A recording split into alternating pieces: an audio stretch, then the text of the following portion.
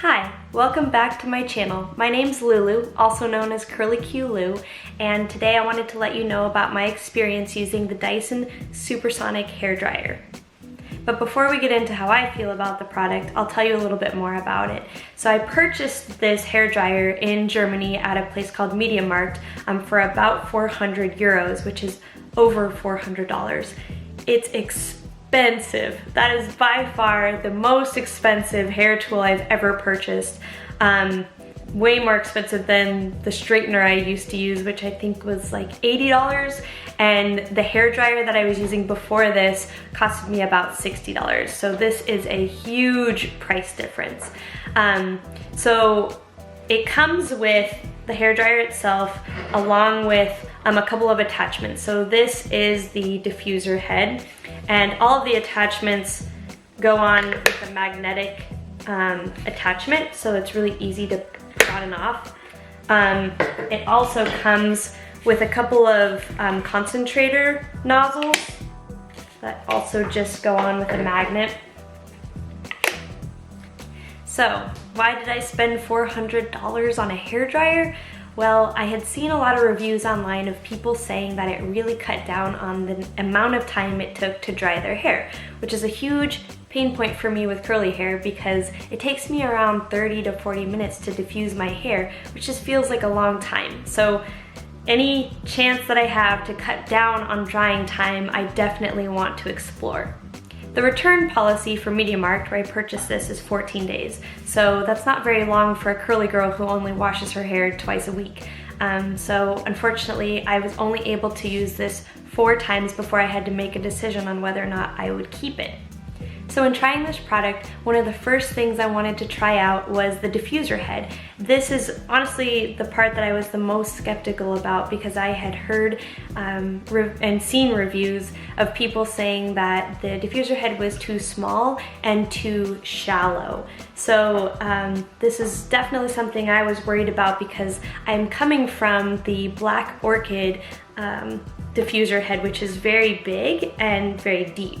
And this works really, really well for drying my hair because I'm able to fit a lot in this at one time. And because it's deep, it allows me to really get air around my curls and to my roots so it dries evenly, which is something that I had not experienced with previous diffuser heads. So that's what I was worried about with this head. Unfortunately, as suspected, this head did not work very well for me. It was definitely too small and definitely too shallow, especially comparing it to the results that I've gotten from the Black Orchid diffuser. It did end up smashing my curls and making them wonky, and then it also was so small that I could only dry small sections at a time. I definitely wanted to try it out with some other options since the diffuser head didn't really work for me. So my next question was, okay, would it work for me if I could attach my Black Orchid diffuser? Unfortunately, with the design of the Dyson, it has this magnetic strip here that really prevents you from using any other attachments than what comes with the dryer. So it's not easy to use other diffuser attachments, which is a huge pain. There are people who have hacked this, who have actually glued magnets around their diffuser heads so that they could stick it onto the Dyson. But before I went through that effort and potentially ruined my beloved diffuser head, I wanted to try it out first. So this was a lot of work, but what I ended up doing was holding the head, bringing my curls up to my head, and then bringing in the hair dryer like this, then turning it on. Doing that over and over in each section around my head. It was a ton of work, but it was definitely a good way to try this to see if this would work for me.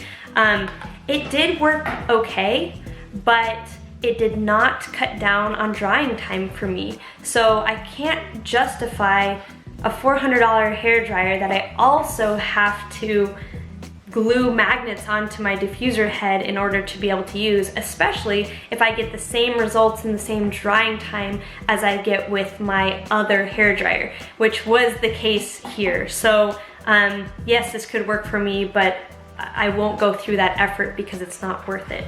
So the next thing that I wanted to try was another way to diffuse, which is with a strainer.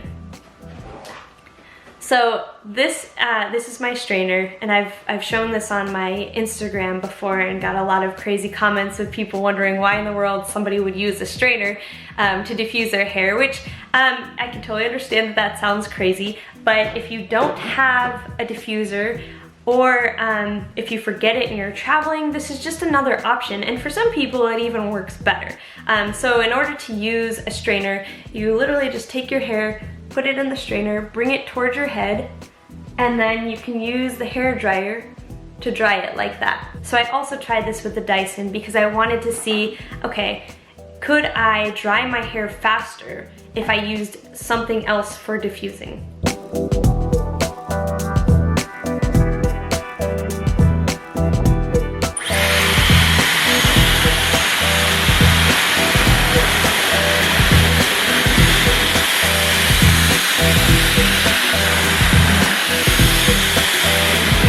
Not only did it not dry my hair faster, but it made it very frizzy, which is not something I had encountered before when I've used the strainer with another hair dryer. So unfortunately, that option did not work for me. So you can imagine at this point that I'm getting pretty frustrated. But something else that I haven't mentioned yet that was going on during all of this diffusing is that I was figuring out how to use the temperature controls on this thing. So the way that this works is that there's a power switch, there's a cool button, and then up here, so it's all digital, so this is the button that will control the airflow, and then this is the button that will control the heat. So when you turn it on, you can see that one light is lit and two lights over here. So you can turn up the airflow or down, and then you can turn up the heat or turn it down. Then you can hit the cool button when you want a cool shot. Well, for me, that low heat temperature was still way too hot for me. So I ended up having to hold down the cool button, which when you hold it down, it doesn't stay down. So you have to physically hold the button down when you're using it. And for me, I had to use that button almost the entire time that I was drying my hair. So it was not cold enough for me or cool enough, and it didn't dry my hair any faster. So you can imagine at this point that I'm feeling pretty disappointed because I've tried diffusing with 3 different ways and it still didn't give me results faster or any better than I had had with my previous dryer. But I wasn't ready to give up yet. I wanted to try one more thing with this dryer before I made my final decision. Every once in a while, although I'm a curly girl, I do sometimes like to blow out my hair. And so I wanted to see how this dryer would do with a blowout. So I used one of the concentrator attachments and I did a blowout that you can see here.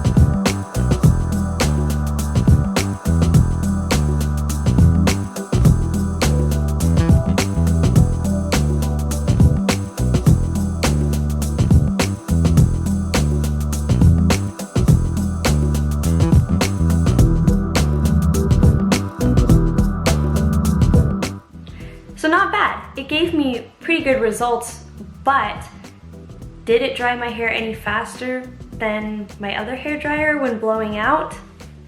No. So again, I can't justify spending $400 on a hair dryer that isn't giving me results faster or better than I was getting with my previous dryer. So that's the ultimate question for me. Is it worth $400? For me, it did not meet my needs. I definitely need the temperature to be much lower for my curls, and I also need a much better diffuser attachment. So if Dyson could fix those 2 things, I would definitely be interested in that product. But for now, I'm gonna have to return this bad boy and get my $400 back. So that's how I feel about the Dyson, but I definitely recommend checking out other reviews and seeing how other people feel about it before you make a decision whether or not to purchase it. Also, if you purchase through their website, they have a 30-day guarantee. So having seen that now, I wish I would have done that instead of buying it at this local store so I had a longer time to test it. So that's another option for those of you who might be wondering, is this worth it for me? You could buy it from them, try it out for 30 days, and if it doesn't work, send it back. But that's how I felt about the product, and hopefully that gives you some ideas of whether or not this would work for you. Thanks for watching my video. If you have comments or questions, leave those below and hit the subscribe button so you don't miss out on future videos. Also, if you have requests on other videos that you would like to see, leave that below and I'll do my best to bring that to the channel. Thanks again and have a great day.